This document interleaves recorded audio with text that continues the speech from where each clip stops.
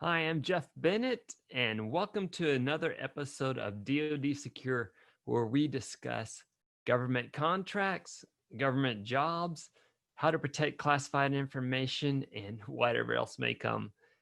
And we are so glad you're here. There are so many podcasts that you could join, and we are glad you're here with us today. Um, Today's subject, we'll have about three subjects. One is going to be the myths of security clearances. There are many misconceptions of how to get a security clearance and what security clearances are. And so hopefully here we'll answer some of those myths. We're also going to talk about the FSO's job. FSO stands for Facility Security Officers, and we're going to give some hints on how to incorporate the FSO into your organization to be able to be more competitive on classified contracts. They're your ally, they're your biggest ally there. And we'll talk about the defensive security briefing. It's a minute part of a larger training program, but it's worth talking about today. So without further ado, again, welcome. And so let's talk about some myths or misconceptions about the security clearance process. I feel like it's a good, timely thing to talk about because we've had some major incidents in the past few years about where classified information is spilled and everybody's wondering, well, how do people get security clearances in the first place? And it may cause many of you never to even apply for your security clearance or never even bid on a classified contract or never even apply for that classified job. As we've mentioned before, there are two levels of security clearances. One is for the business, and that's called the facility security clearance. There are many things that you may think that could prevent you from getting that classified contract. And these myths should not stop you. If you're interested and you think you have the talent for performing on classified contracts, then go for it. The other security clearance is the personnel security clearance. These are for job seekers. For those of you who just got out of college, transitioning from the military, or otherwise want a government job or a job with a clear defense contractor, to get a security clearance, you just need to apply for a job that requires one and be that right person. So let's talk about some myths and conceptions. One is like, I have a bad past. I did something in the past and they will never give me a security clearance. Well, the only never that there ever is, usually ever is the never of that follows by never trying to do something. And what I mean is, if you're going to let a bad past stop you because you cannot define your bad past, that's up to an adjudicator. What I mean by adjudicator, somebody that is going to look at you in your whole person concept and determine whether or not you can be trusted to protect classified information. Because something happened in the past, right? And unless it was very, very, very bad, and I don't even know what very, very, very bad means. It's up to you to decide, I guess. But uh, something could have happened in the past so far ago, so long ago, and you could have overcome that so that you are no longer a security risk. For example, suppose you've got a driving under the influence ticket, or you were arrested for driving under influence when you were 16 years old. Maybe that was 20 years ago. Since then, you've attended counseling, and so many years have passed that this may not be indicator of your inability to protect classified information. In other words, this is over and done with. It's not lasting anymore. So we cannot let our past define us who we are now unless we've never changed. If you're continuing to get DUIs, yes, by all means, don't apply for that classified job because you may not get it. Because you are continuing this behavior and you continue to be arrested. So otherwise, will not be able to get that clearance. I have seen people with drug and alcohol convictions get security clearances because they have overcome these events, and they have proven that they have overcome these events by counseling, by getting letters of recommendation, and by some great things that they have documented and that have occurred in their lives to show the adjudicator that they are no longer security risk.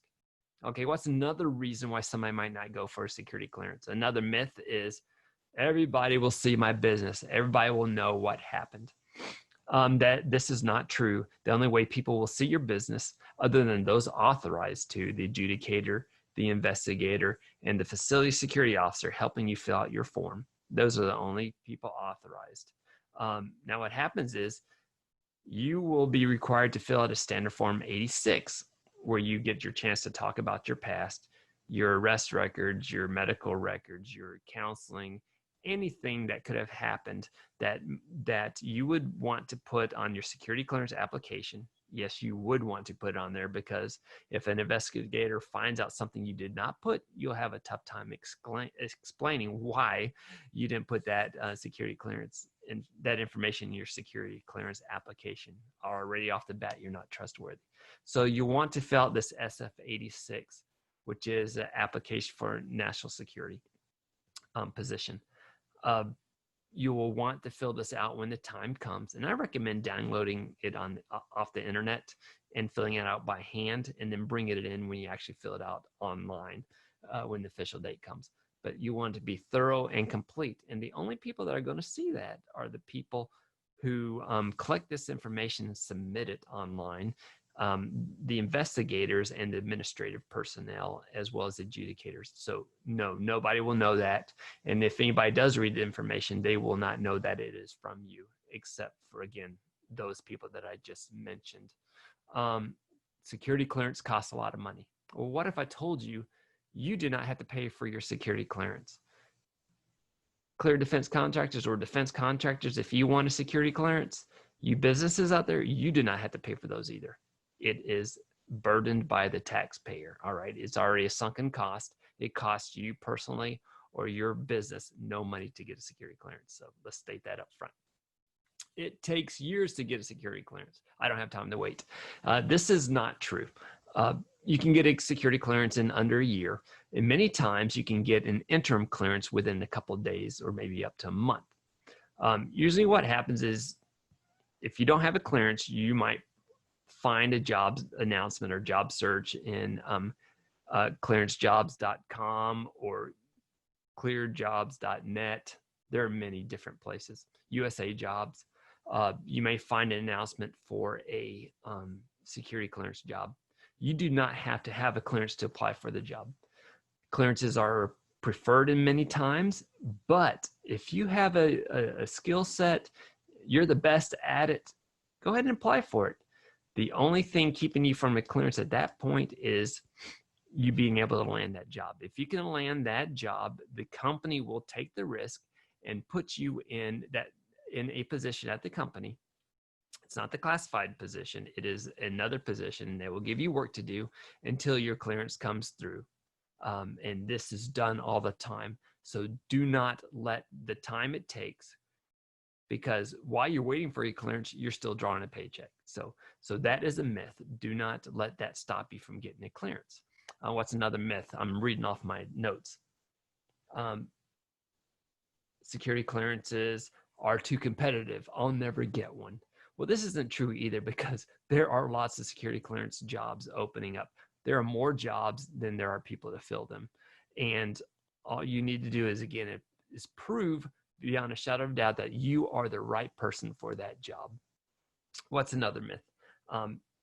I have to have a security clearance before I can bid on a classified contract or apply for a job.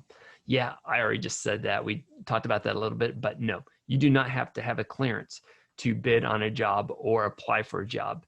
You have to have a clearance before you can start that work. So don't put the cart before the horse. Get that job, get that contract, then worry about the clearance later. If you'd like more information about how to get a security clearance, get my book, Security Clearance. It's called Insider's Guide to Security Clearances, and it's available at redbikepublishing.com, or it's part of the Security Clearance and Contract. It's part of the Security Clearance and Clear Defense Contractor book series available on Amazon.com as well.